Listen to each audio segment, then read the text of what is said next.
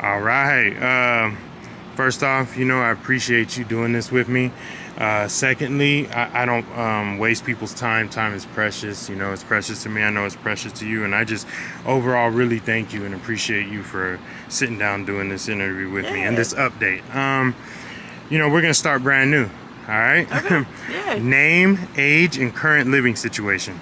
So my name's Rainbow, and I actually just turned 32 on the 30th. Really? Yeah. Happy birthday. Happy Thank belated you. birthday.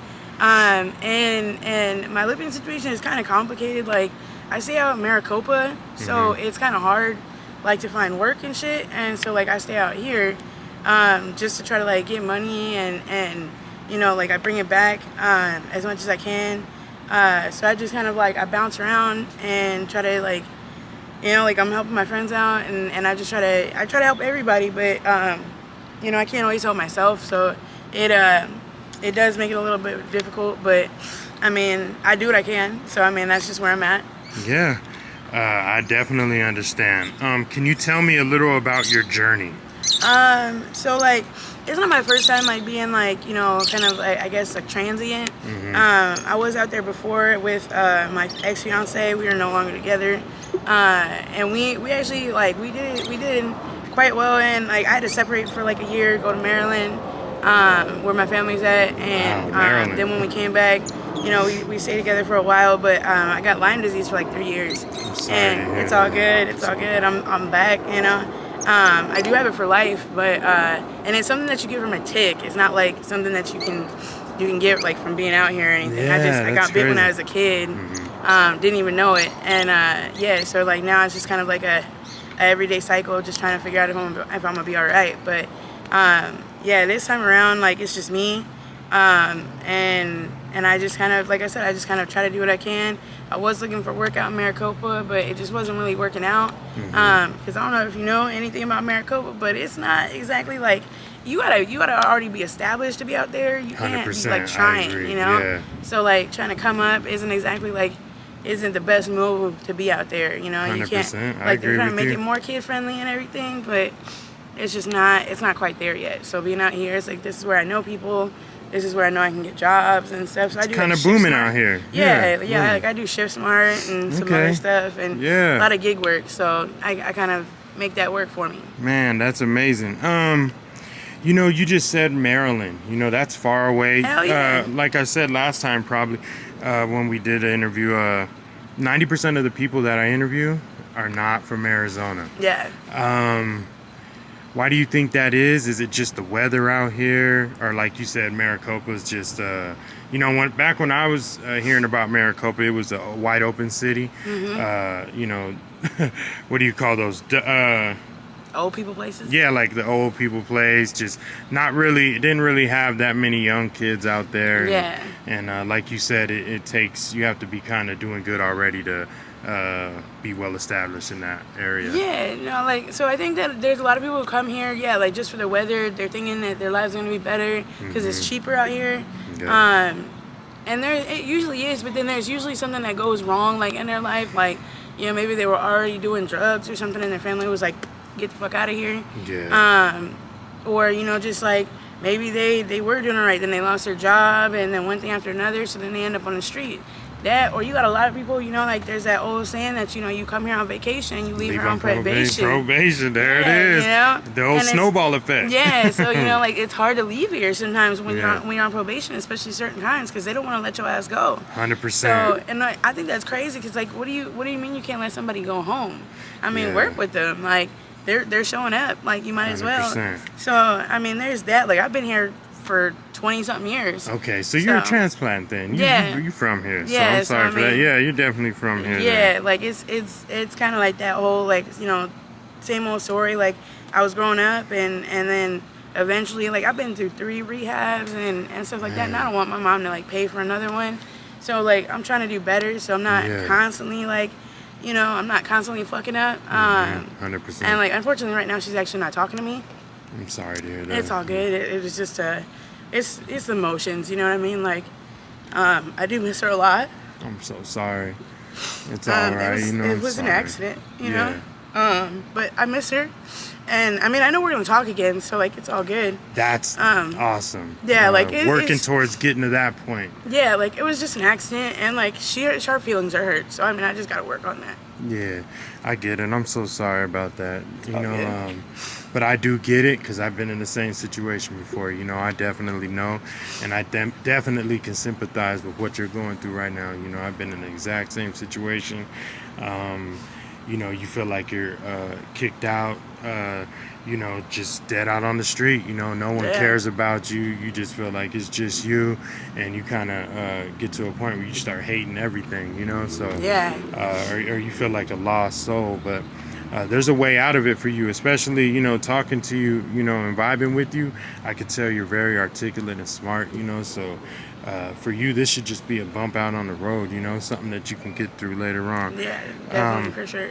I gotta ask you, what led to your exact, you know, current like situation? What led to you being out on the streets, actually? So like I said, like my birthday was coming up, and I actually was trying to help like my mom out by getting closer like than Maricopa because I wanted to go to the river for my birthday. And so like I took like a friend was like, oh hey, like let me take you out, you know, and like we actually got a hotel like up on like Power, you know, because it's straight shot down, and like my phone was shit. I mean, absolute like shit.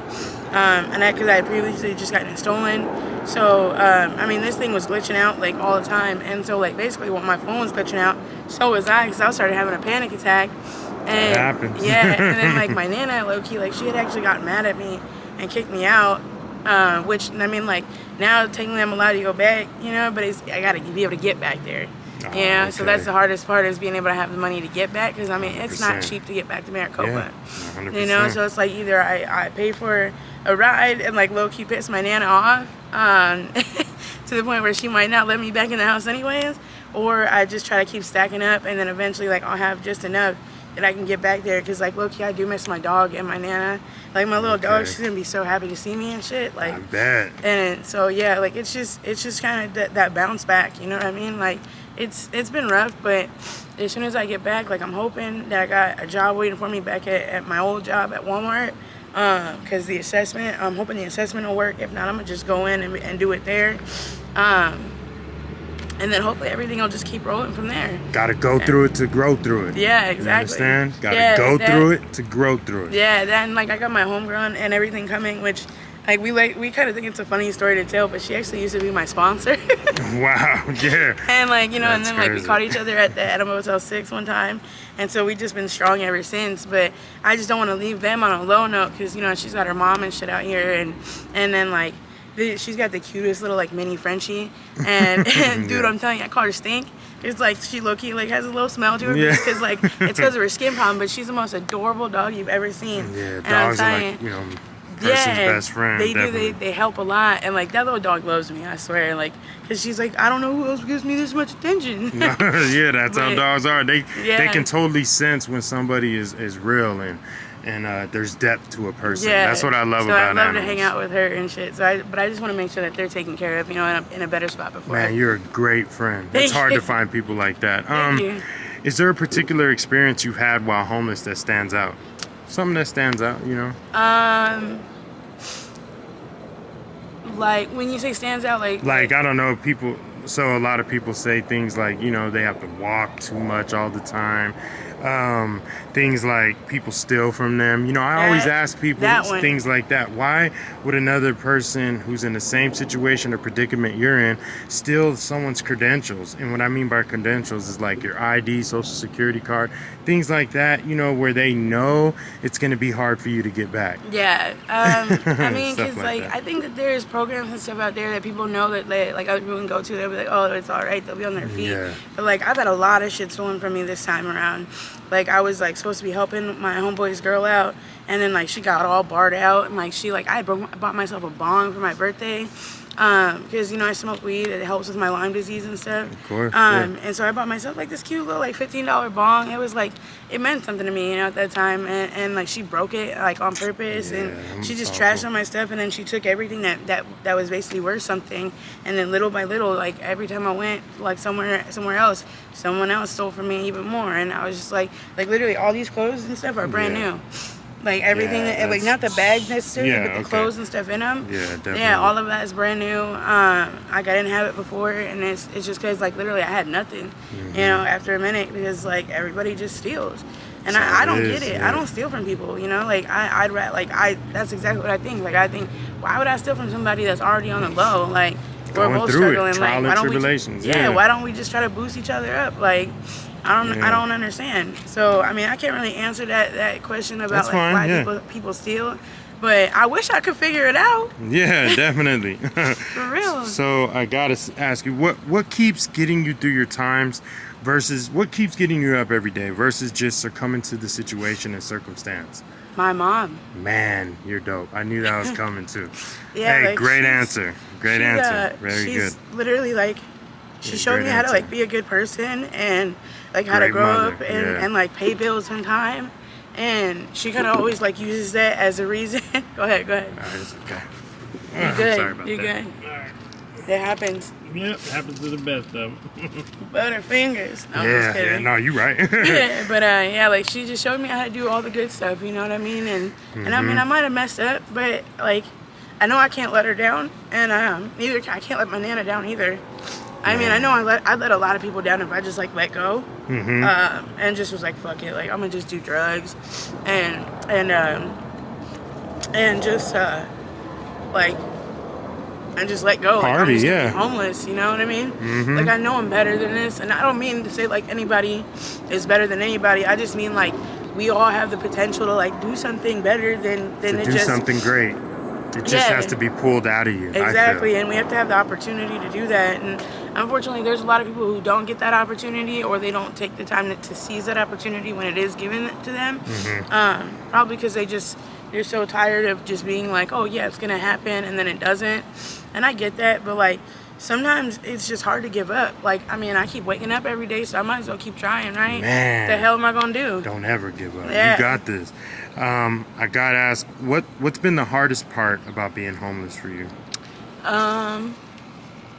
Not being able to talk to my mom. Damn, you're killing me, making me sad. I know. For real though, that's awful. I'm sorry about that. It's all good. I mean, awful. I know she loves me and everything. I know she does. Don't worry. She just wants to see you good, you know? Yeah. That, and she wants to know that she's appreciated. Yeah, definitely. I bet that. What is something you wish more people understood about being homeless?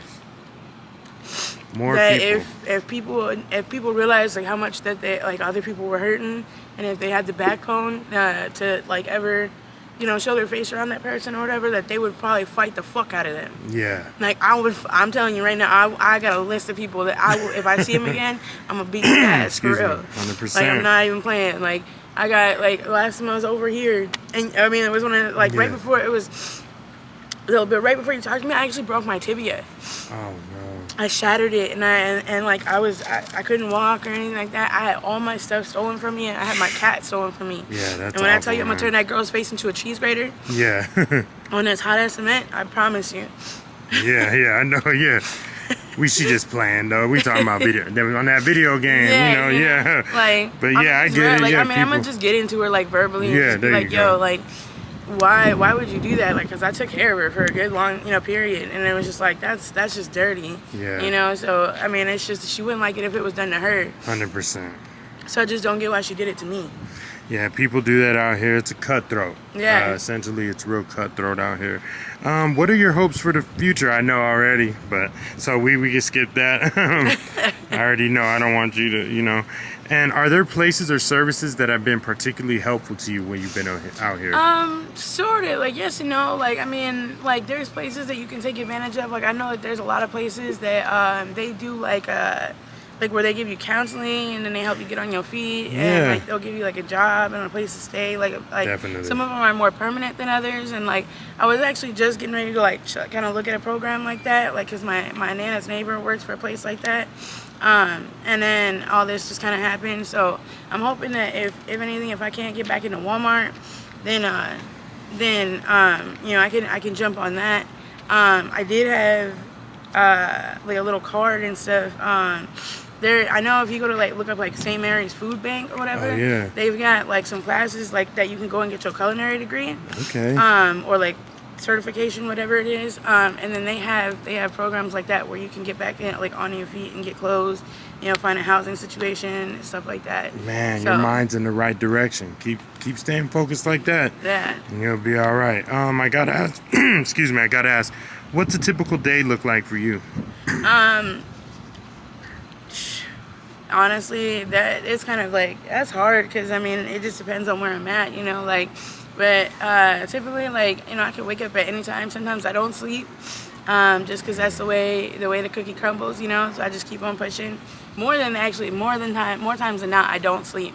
Yeah. And I just keep on hustling throughout the day, throughout the night, because there's a lot of activity at night, you know. Even though people are trying to like, you know, duck around, you know, Yeah. you find the right people and you know, there's a couple quick bucks like there, and then that's your room money for the next day, and like. 100%.